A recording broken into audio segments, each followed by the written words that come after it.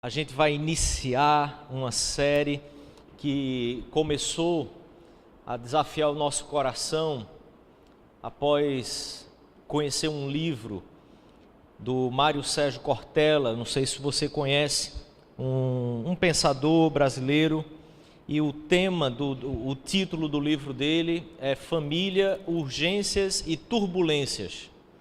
E obviamente ele tem uma abordagem sociológica, filosófica, mas o principal ponto que o Cortella levanta no livro pelo menos ao meu ver, é o aspecto da falta da responsabilidade assumida no papel de algumas famílias.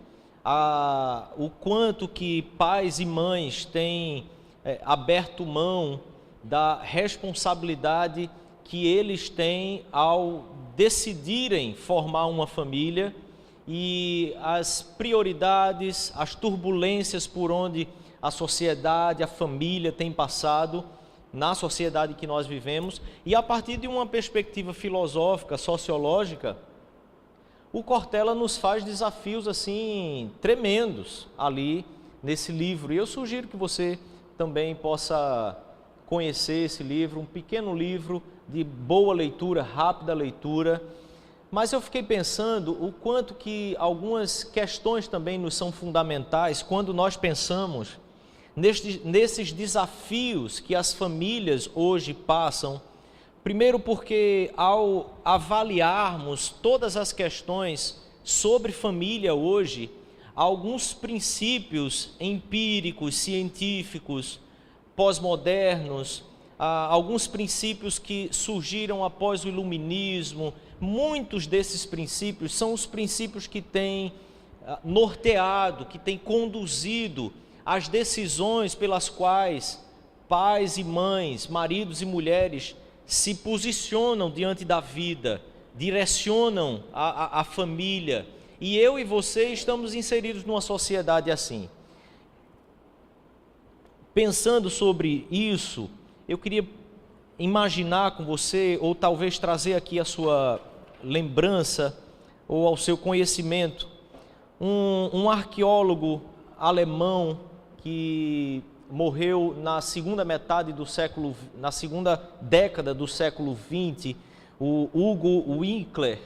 Ele era um especialista em cultura assíria, em cultura mesopotâmia, e ele faz algumas afirmações sobre a sociedade que nós estamos vivendo, sociedade no mundo como um todo, dizendo que todo o desenvolvimento do mundo, ele sempre se baseou numa cultura que estava considerando o sobrenatural, uma cultura que nunca deixou de imaginar e de entender que o sobrenatural ele fazia parte da nossa realidade, fazia parte da nossa vida, e essa cultura sempre norteou as direções, o que seria então uma perspectiva chamada pelos sociólogos e filósofos, antropólogos, de uma perspectiva religiosa da vida, e que todas as sociedades pelo mundo se nortearam a partir de uma perspectiva religiosa.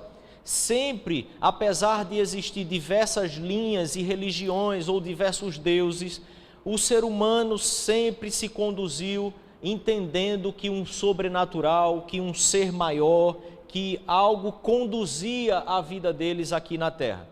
E que só após, agora nessa sociedade ocidental e talvez a dominante, toda essa extensão da evolução histórica da humanidade que seguia essa linha religiosa de uma perspectiva da vida, só após, acredito, como o Herman Bavinck, que é um teólogo que eu gosto muito, ele diz que só após esses últimos 150 anos é que nós passamos a ter uma perspectiva em alguns meios, em alguns ciclos da sociedade, que desconsidera esse aspecto religioso, sobrenatural da vida e conduzindo a vida nossa aqui no mundo. Então imagine onde eu quero chegar aqui com você. É que antes da gente tentar se posicionar e se conduzir em relação à família, urgências e suas prioridades, eu e você precisamos considerar, antes de qualquer coisa, que nós somos muito tacanhos ainda, somos muito novos ainda, somos muito inexperientes ainda em relação a uma construção de mundo ou de uma perspectiva existencial, porque em toda a história da humanidade, nós só temos 150 anos, no máximo, de uma perspectiva ou de uma avaliação da vida diferente de todos esses séculos e séculos e séculos e séculos que nós vivemos aqui nesse mundo. Então, em 150 anos, a sociedade resolveu acreditar, a partir dos movimentos, tanto da Reforma como o movimento iluminista, que acredito eu, como alguns outros historiadores também, que o movimento do iluminismo, ele na verdade nasce a partir daquele movimento da Reforma, mas ele serve muito mais para ser, como um servidor da contra-reforma da Igreja Católica em reação ao movimento protestante. Mas observe, pensar de forma empírica e científica sobre a vida, sobre as relações ou sobre a família é ainda uma experiência muito infantil diante do aspecto que a família existe há pelo menos mais de 6.000 anos. Então, pensarmos aqui hoje, para pensarmos hoje é preciso a gente colocar aqui pelo menos essa base. Aquilo que nós temos recebido como verdade numa sociedade secularizada e que tem tentado tirar Deus ou colocar Deus no segundo plano de suas vidas, ainda é muito infantil e eu e você precisamos ter bastante cuidado e atenção com essas afirmações que nos são feitas, colocando a ciência, colocando todo esse desenvolvimento humano como uma nova religião ou um novo objeto de fé, o qual eu e você precisamos nos colocar. Então eu queria pensar com você que hoje, para que a gente pense sobre fundamentos para o lar, dinheiro e valores, eu queria iniciar pensando com você sobre uma palavra chamada sacerdote. O que é que nós entendemos como sacerdotes? Há algum sacerdote aqui? Sim? Não?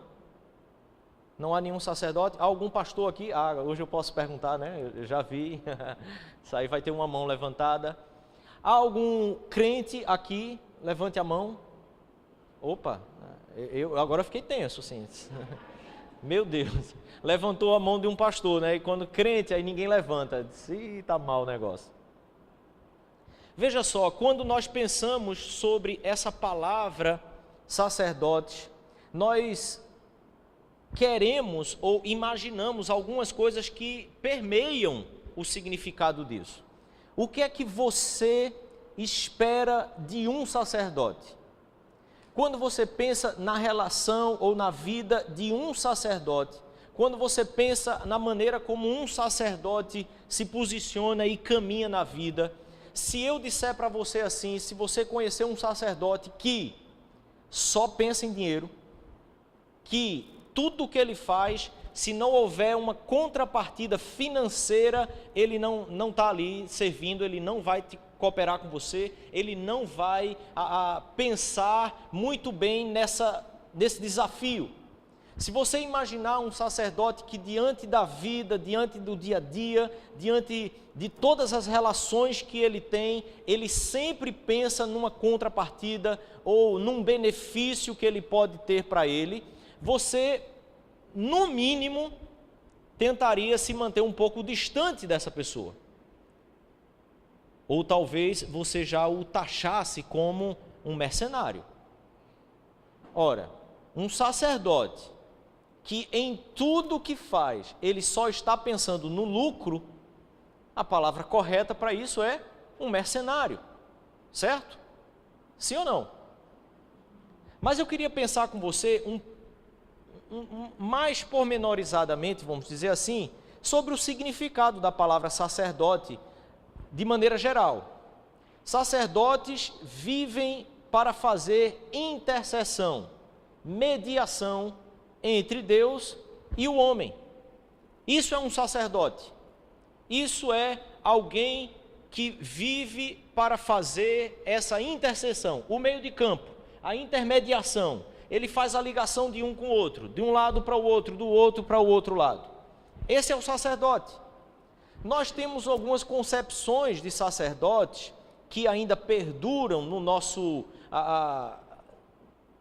no popular, vamos dizer assim, ou no nosso, de maneira geral, que é uma concepção do Velho Testamento a respeito de sacerdócio.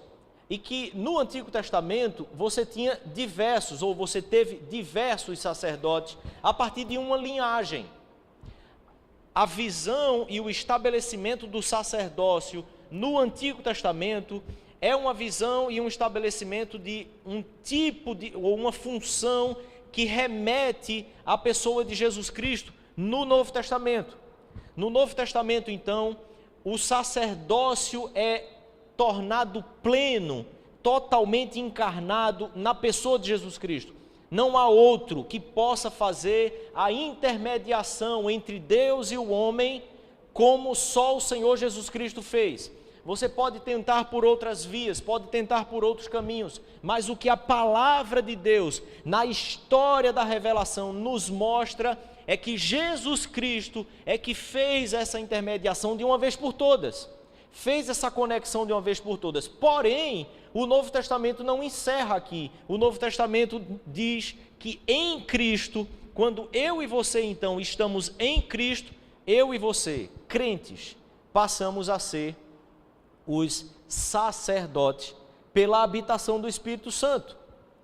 Então observe, eu queria pensar com você o texto de 1 Pedro, põe na tela, 1 Pedro capítulo 1, do versículo 3 ao 7, a palavra de Deus nos diz assim: bendito o Deus e Pai de nosso Senhor Jesus Cristo, que segundo a sua muita misericórdia, nos regenerou para uma viva esperança. O que é que a palavra de Deus está dizendo em um contexto secularizado em que esses irmãos estavam vivendo, como eu e você vivemos hoje?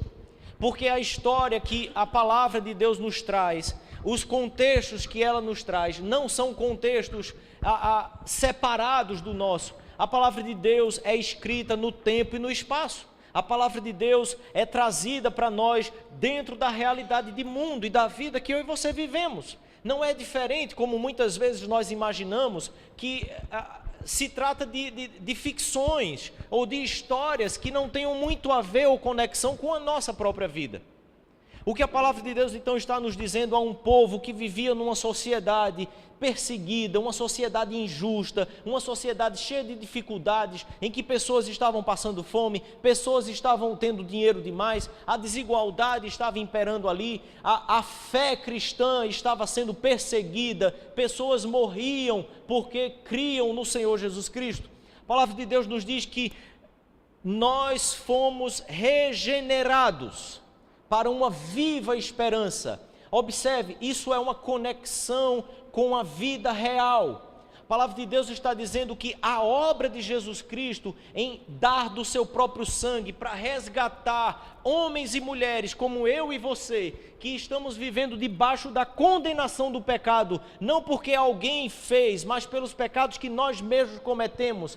Essa regeneração veio sobre nós em Cristo Jesus para que nós tivéssemos na nossa vida hoje uma viva esperança. Mediante a ressurreição de Jesus Cristo dentre os mortos, observe, isso é conexão com o tempo e com o espaço, conexão com a história. Jesus Cristo ressuscitou em uma data, em um dia, em uma época, no tempo e no espaço, e essa ressurreição de Jesus foi para que eu e você pudéssemos ter a nossa alma, vida totalmente resgatada, e agora a caminhada na face da terra passasse a ser em uma viva esperança, e não apenas em uma perspectiva de um progresso humano e de um estabelecimento melhor nas nossas relações a partir de nós mesmos. a partir das nossas competências, mas a esperança que está firmada na ressurreição de Jesus Cristo. Para uma herança incorruptível, sem mácula, imacessível, reservada nos céus, para vós outros. Vocês que estão vivendo, caminhando a realidade da vida, as dificuldades aqui, as dificuldades dentro de casa, as dificuldades de trabalho, as demandas que o mundo traz sobre nós, para que eu e você possamos ter a plena convicção de que aquilo que nós vamos receber como direito, como herança, está reservado para nós nos céus. Não está guardado aqui na terra, porque os que estão guardados aqui na terra, a palavra de Deus diz que vão queimar, vão perecer, passarão, assim como uma folha seca, cai. A vida nossa aqui e tudo que a gente conquista é perecível, muito perecível. E o versículo 5 então ele diz, que vós que sois guardados pelo poder de Deus, mediante a fé, para a salvação, preparada para revelar-se no último tempo. Nisso exultem, nisso exultais. É nessa esperança que a nossa vida aqui nesse mundo precisa estar firmado. A salvação que está preparada para nós, que está reservada para nós, e isso não se dá a partir de uma perspectiva dualista de mundo, a partir de uma perspectiva meritocrática das relações ou daquilo que nós fazemos para Deus, mas é mediante a fé, e tão somente mediante a fé. É a fé colocada na obra de Jesus Cristo, entendendo a obra dele como aplicável para a minha vida e para a minha casa. Ele realizou essa obra, não é o que eu vou fazer, mas é a fé que eu vou colocar nessa obra e nesse sacrifício que ele fez por nós. Então, nisso vocês precisam se alegrar, embora, observe mais uma vez, a realidade revelada pelas Sagradas Escrituras sendo conectada com a vida real, com a vida diária, não está separado, não está distinto. A minha vida e a sua vida formam então a história que Deus está escrevendo. Olhe só, embora no presente, embora no momento da vida em que você está vivendo, tenha você a idade que você tiver, por breve tempo, se necessário, você seja contristado por várias provações. E a ideia de provação aqui é exatamente as dificuldades que nós vamos experimentar na nossa vida real por causa da fé que nós passamos a desempenhar, experimentar, viver de forma clara. É a fé que conduz as atitudes. Por essa fé, nós passaremos por diversas provações, mas nós precisamos exultar na esperança que nos está guardada, está assegurada para nós. Queria então continuar pensando que a revelação de Jesus Cristo, que está reservada para nós no último tempo, é a caminhada para onde eu e você, apesar de muitas aparentes verdades serem informadas e construídas em nós nos últimos 150 anos, nos últimos movimentos humanistas que foram trazendo posicionamentos para a sociedade que se separa de Deus ou que não considera Deus como centro de sua vida. Apesar disso, a nossa caminhada aqui precisa aguardar, precisa redundar em glória e louvor e honra na revelação de Jesus Cristo. Quando o Senhor Jesus, que a palavra de Deus nos assegura, voltar e claramente não haver mais separação entre aquilo que está no campo da fé, porque a ciência fez isso conosco, fez com que a gente separasse o campo da fé e o campo da ciência. O que significa dizer que existe um campo que não é concreto, um campo que é abstrato, um campo que ninguém pode ter certeza e ninguém pode afirmar, asseverar algo com clareza e certeza, mas o campo da ciência sim, esse é o que você experimenta, que você comprova e você tira conclusões e que você pode colocar a sua fé ali, porque você vê. A ciência fez com que a gente separasse então a realidade entre o campo da fé e o campo do empírico, do que eu e você podemos pegar. E então, nós não conseguimos entender a relação que há de Jesus Cristo e da sua vinda, da sua palavra e da sua revelação com as coisas concretas do nosso dia a dia, com a nossa vida dentro de casa, com os fundamentos para o nosso lar, os fundamentos para nós edificarmos uma caminhada de vida. Então nós começamos a perceber diversas tensões que vão pipocando no nosso entorno e no centro do nosso lar, mas não conseguimos resolver, porque nós estamos separando as coisas. Preste bastante atenção aqui comigo então, em 1 Pedro capítulo 2, o que Paulo nos diz então: vocês, porém, eu e você, vocês são raça eleita, sacerdócio real, povo de propriedade exclusiva de Deus, a fim de proclamardes as virtudes daquele que vos chamou das trevas para a sua maravilhosa luz. Versículo 10, vocês não eram povo, vocês, observe as palavras que estão grifadas, não tinhas alcançado misericórdia, mas agora vocês alcançaram misericórdia. O que Pedro está fazendo aqui, o que Pedro está nos colocando aqui, é situando cada um de nós nessa realidade histórica da palavra de Deus, nessa realidade em que eu e você fomos dentro do mundo, dentro da realidade, dentro da geografia, dentro do tempo e do espaço, raça eleita, nós fomos escolhidos. A palavra de Deus, o Senhor Deus em sua soberania, através de Jesus Cristo, nos chama, nos escolhe como parte da humanidade histórica para uma finalidade. Ele nos chama então para proclamarmos as virtudes daquele que nos chamou. Você consegue perceber isso? Quando em Jesus nós fomos regenerados, quando nós pomos a nossa fé em Jesus Cristo, automaticamente algo se transforma em nossa vida, não apenas um coração que desconfiava de alguma coisa e passou a acreditar, mas todo um sentido de vida é redirecionado, porque nós começamos a perceber que as bases onde nós nos estabelecíamos, elas estavam equivocadas. Eram bases que não considerava a ação de Deus na história, a ação de Deus na minha vida, a condução de Deus nos meus passos diários, mas conduzia a vida como sendo um aspecto em que eu primeiro deveria conquistar, em que eu deveria caminhar em direção a ela, e só então depois é que eu pensava nessas questões da fé. Só depois é que eu imaginaria o que eu faria no campo da fé, porque o empírico, o real, as coisas concretas, os desafios, as urgências diárias, eu precisava dar conta por mim mesmo.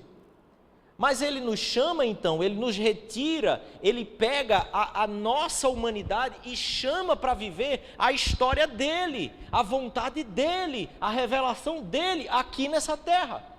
Passamos então a ser convocados, chamados pelo Senhor, a fim de proclamar.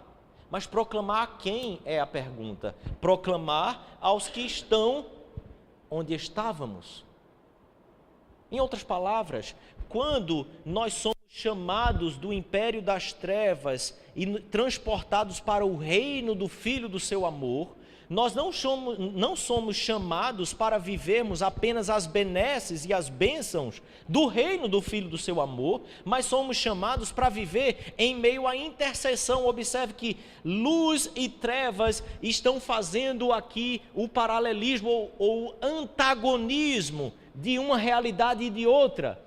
Não pense aqui então nas trevas como uma realidade do inferno quando você morrer, mas as trevas aqui é exatamente o que Pedro nos explica dizendo: vocês não eram povo de Deus, vocês eram um povo, faziam parte da história humana, mas não era povo de Deus.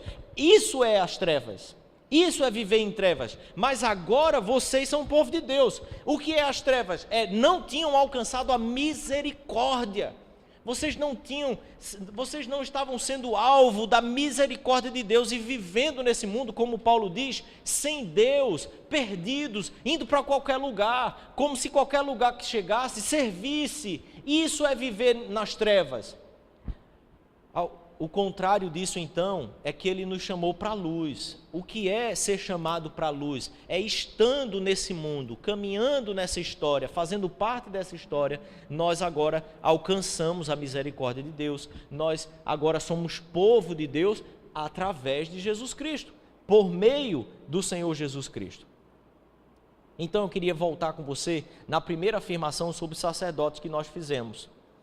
Sacerdotes vivem para fazer intercessão mediante mediação entre Deus e o homem. Em Cristo, então, o que nós recebemos agora é a clareza ou a ampliação do conceito sacerdote. Vós sois sacerdotes real, nação santa. Em Cristo, então, os sacerdotes são os crentes. Todo aquele que colocar a sua fé no Senhor Jesus Cristo, transformado e regenerado pela palavra de Deus, pelo Espírito de Deus, seguir a Jesus, decidir-se por Cristo, é a mesma coisa que receber uma ordenação. Você se tornou um sacerdote. Em Cristo, eu e você somos os sacerdotes. Cai por terra a ideia de sacerdotalismo. Sabe o que é isso? É que apenas alguns vão fazer o papel de intermediação. Não. Em Cristo, todos agora somos os sacerdotes. Sacerdócio real dos crentes. Eu e você. Eu e você. Então, crentes, a melhor definição a partir da palavra de Deus. E se você conhece pessoas que não atendem muito bem a esse perfil ou a essa afirmação, desafie essa pessoa. Crentes vivem para fazer intercessão, mediação entre Deus e homem. Se a afirmação sobre sacerdotes está verdadeira, em Cristo a afirmação para os crentes tornou-se a mesma. Aquele que crê em Jesus, ele passou a ter e conceber a sua vida como para fazer intercessão, mediação entre Deus e os homens. Eu e você. Isso não é um papel do sacerdote da igreja. Esse é um papel para você que crê em Jesus, como suficiente salvador para a sua vida, como aquele que te regenerou e que te resgatou para viver a vida do reino dos céus, na história, no tempo e no espaço. Então, crente é aquele que vive na intercessão. Observe, trevas, o texto de Pedro nos traz sobre isso, essas afirmações. Ele tira você das trevas, você que não era, você que não estava, e transportou você para a luz, fez de você povo de Deus, fez de você sacerdote, fez de você alguém que alcançou a misericórdia de Deus. Observe, a nossa vida, a minha vida e a sua vida não são para alcançar a misericórdia. Quando eu e você estamos vivendo para Deus, vivendo a vontade de Deus, buscando a vontade de Deus, não é para alcançar a misericórdia, é porque alcançamos a misericórdia que vivemos para fazer a vontade de Deus, porque essa misericórdia nunca, jamais será alcançada por aquilo que eu e você desempenhamos, mas pelo que o Senhor Jesus, como sumo sacerdote, desempenhou. E é nele que nós encontramos então a possibilidade de sairmos de uma vida de trevas para vivermos uma vida de luz. Então, é na intercessão que os crentes precisam viver. Se você crê no Senhor Jesus hoje, essa é a realidade da vida e da história que eu e você fomos inseridos. O que isso significa é que a sua presença no trabalho deve ser uma. Completamente diferente de quando você estava do outro lado. Porque nós somos chamados para interceder por aqueles que estão onde nós estávamos. Vivemos intercedendo entre as trevas para trazer para a luz. Essa é a definição para nós que cremos em Jesus. Então eu quero finalizar pensando com você em alguns fundamentos, a partir do que a gente está vendo na palavra de Deus, alguns fundamentos para o lar, valores. Lembra? Dinheiro e valores. Eu quero pensar e começar pensando sobre valores. Primeiro, valor para a sua vida, para o fundamento da sua casa, do seu lar.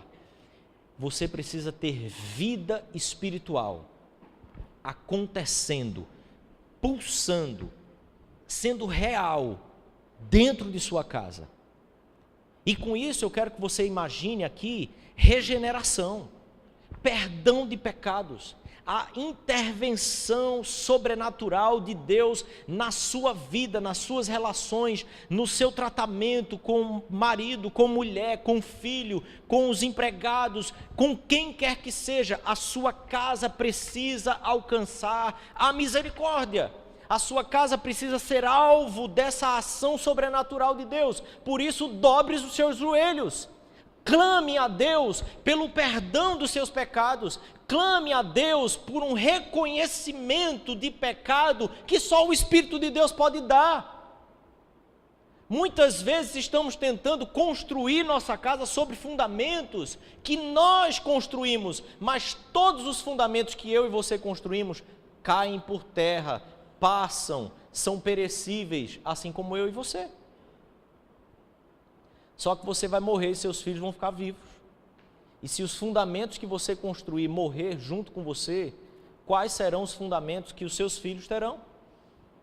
Sua casa, antes de qualquer coisa, precisa ser alvo da graça, da misericórdia e da regeneração que há em Cristo Jesus, pela cruz e pelo sacrifício que Ele realizou por mim e por você. Você foi chamado para ser um sacerdote, mas isso começa dentro de casa. Biblicamente, homens, vocês são os sacerdotes dentro do lar. Vocês é que vão conduzir a família de vocês. Isso é vida espiritual. Mulheres, vocês não são sacerdotisas.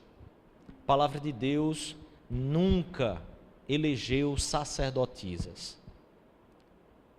Mas o ministério de vocês é um fundamento elementar, básico, para que o sacerdócio do marido possa ser desenvolvido. Como eu já costumo dizer, o homem é a direção do carro, mas a mulher é a roda. Direção sem roda não vai para lugar nenhum. Mas roda sem direção, que Deus nos ajude. Solta essa roda na ladeira. Você vê. Volto ao ponto que nós iniciamos. 150 anos de história que nós estamos acreditando que estamos inventando a roda, desconsiderando 6, quase 7 mil anos de história, mas nós estamos querendo reconstruir tudo o que foi pensado e queremos inverter. As mulheres estão assumindo os volantes e os homens pneu furado. Porque nem para ser roda eles estão querendo ser o pneu furado mesmo. Porque a mulher está conduzindo tudo, mais fácil, fico aqui. Vida espiritual, baseado no que a revelação de Deus nos diz, e não no pressuposto empírico, científico, humanista que nós estamos construindo com apenas alguns anos e em alguns ciclos da sociedade, porque não são todos. Segundo, ter sustento espiritual. Veja, ter sua casa alcançada pelo Senhor implicará em uma caminhada de sustento espiritual que não é produzido por você, mas passa pela postura que você vai assumir diante da vida. Obediência, conhecimento, entender sua família como parte desse trabalho, dessa missão que Deus está realizando na face da terra, para que então o sustento e a providência de Deus seja o que mantém e sustenta a sua casa. Isso traz para nós leveza, isso traz para marido, para mulher, tranquilidade, segurança, esperança do futuro. Faz com que a gente possa deitar a nossa cabeça no travesseiro e dormir em paz. Porque tu, Senhor, estás comigo, diz o salmista. Quando nós não temos então o sustento espiritual dentro de nossas casas, o que acontece é que as angústias, as ansiedades, as crises emocionais, psicológicas e espirituais começam a tomar conta não apenas de nós, mas também de toda a relação que sustenta o lar. Esse sustento da sua casa, ele é espiritual acima de qualquer coisa. Antes de sermos um corpo, nós somos um espírito.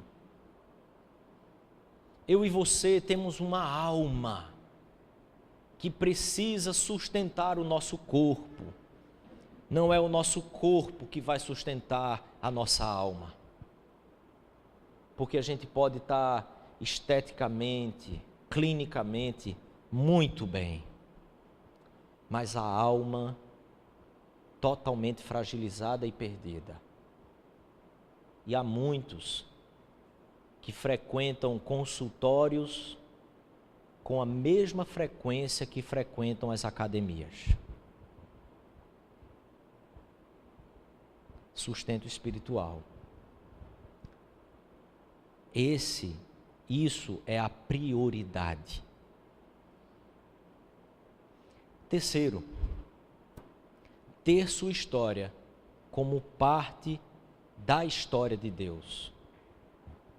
Ter sua história como parte da história de Deus. Você não casou para ser feliz. Você não casou para fazer o outro feliz. Você casa para fazer parte da história que Deus está construindo nesse mundo. E a família é um mecanismo essencial para o desenvolvimento de toda a redenção que Deus está construindo na nossa história. Quando nós nos curvamos ao senhorio de Jesus, nós estamos dizendo: Jesus, eu quero viver a tua história. Eu e minha casa serviremos ao Senhor. É a tua história que eu quero ver se realizando na minha história. Há famílias que estão buscando sentido para a vida da própria família e não encontram. Porque em um mundo secularizado, escute bem isso, em um mundo secularizado, em um mundo que desconsidera a presença e a soberania de Deus, família não tem sentido. Aí você pode pensar assim, não, mas eu vejo sentido na minha família. Eu fui criado numa família muito unida, muito arraigada. Deixa eu dizer a você, isso dura até talvez a próxima geração. Porque certamente a sua família já não segue os mesmos passos que a sua família na qual você foi criado conseguia viver, no sentido de manter as pessoas unidas, no sentido de manter as pessoas trabalhando e vivendo umas com as outras. Por mais que você concorde com família, a realidade da sua casa já é completamente diferente. No mundo que está considerando o progresso, a evolução humana como sendo o eixo da sua caminhada, família não tem sentido. Sim, então ela é alvo principal para que o mundo destrua, para ele poder seguir o rumo e o fluxo que ele quer viver. Família remete a Deus. Deus remete à família. Na nossa sociedade, isso não bate mais.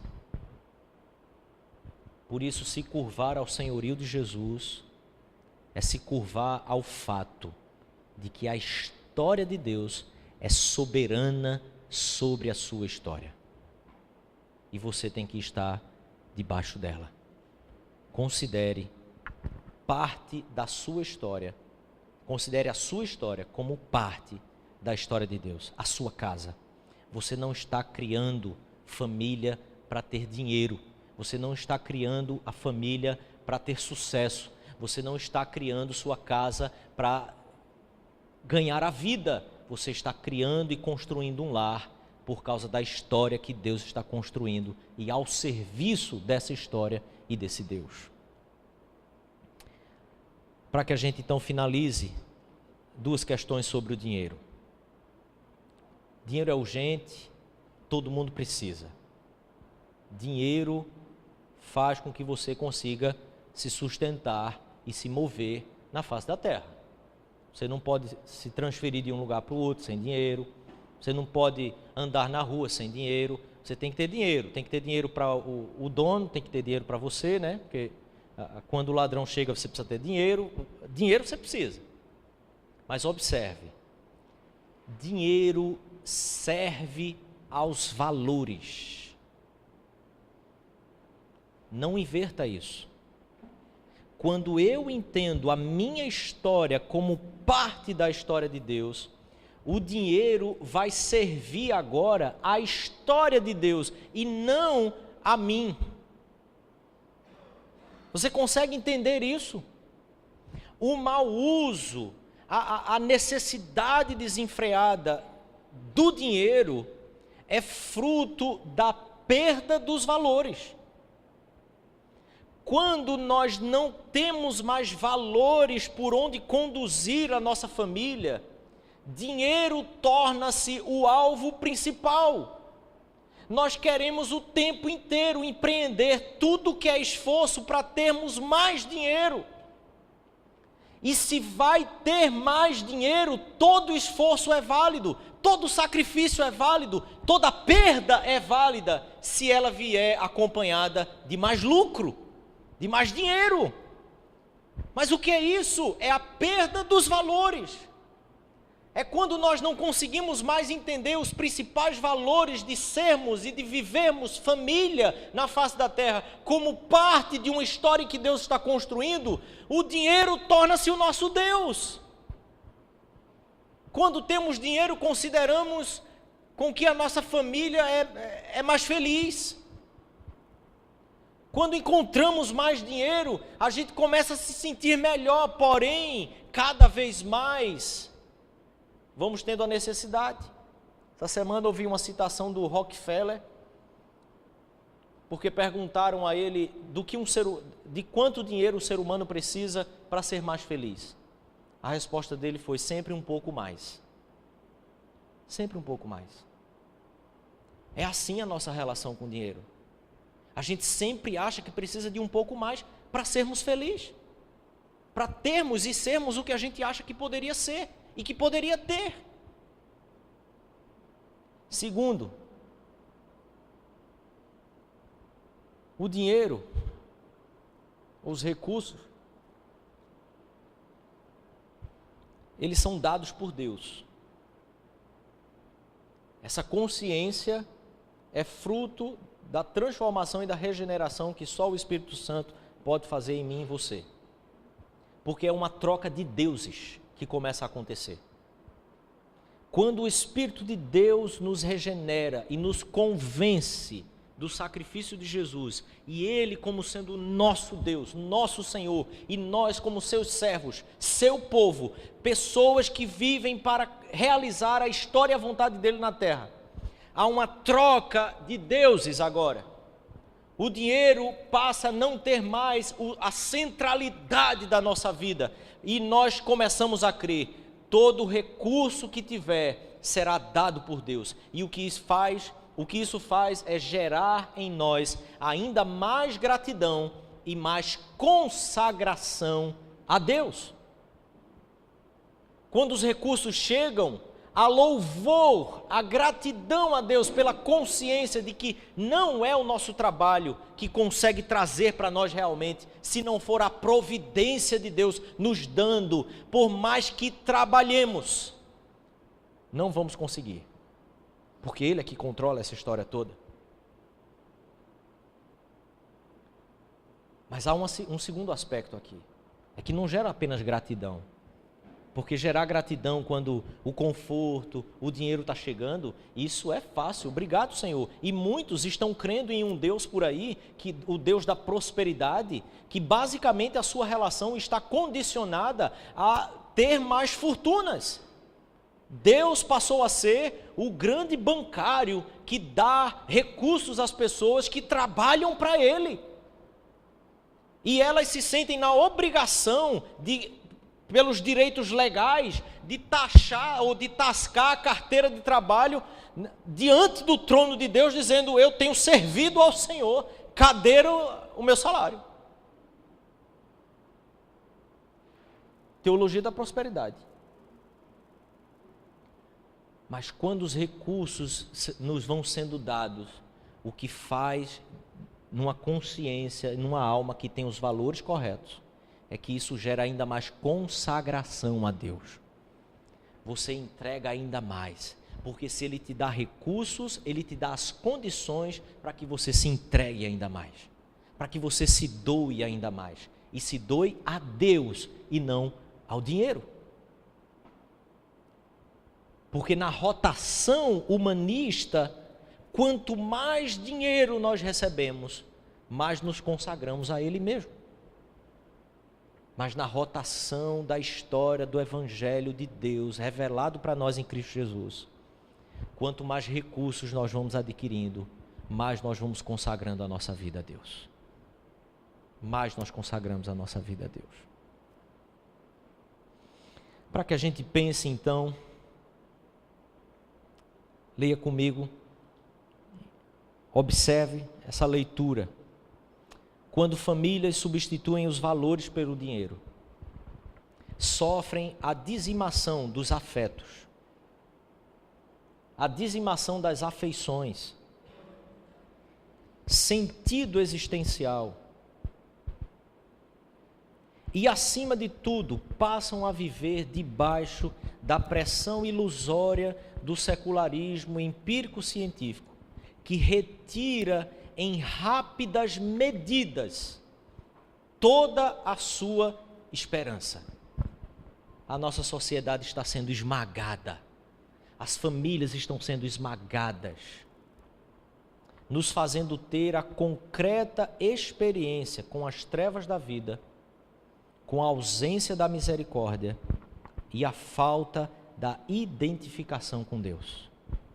É quando olhamos para os céus e nos perguntamos: Deus, onde estás? Qual o sentido de tudo isso? O que é que está acontecendo? Eu quero desafiar então você, querido, para finalizar nessa leitura do que Paulo fala a Timóteo, porque o amor do dinheiro é raiz de todos os males. Não é o dinheiro a raiz, é o amor ao dinheiro. E alguns, nessa cobiça, nesse desejo desenfreado, se desviaram da fé. E mais do que isso, a si mesmos se atormentaram com muitas dores. A si mesmo. Quando o amor ao dinheiro é tudo que nós temos, vamos nos desviando de tudo que é interior, tudo que possa apontar para Deus, tudo que possa dar sentido real para a vida. E o tormento e as dores vão nos esmagando.